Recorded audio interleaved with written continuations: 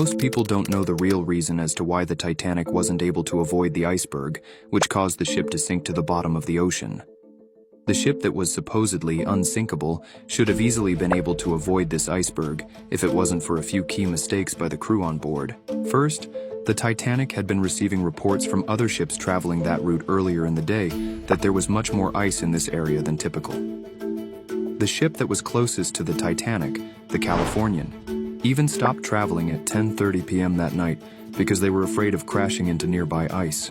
The Titanic kept pushing forward, though, to make it to New York on time, traveling at 25 miles per hour, which was nearly its top speed. The men guarding the lookout posts on the Titanic also had no access to binoculars, which were regularly used at the time, because the crew on board couldn't find the key to the binocular storage box. When the lookouts finally did spot the iceberg, the captain turned the ship's rudder to make a hard right and also turned off the engine. By turning off the engine, this made the ship slow down, but it also prevented the boat from being able to turn as quickly. The Titanic was already traveling too fast and collided with the iceberg at 11:40 p.m. that night.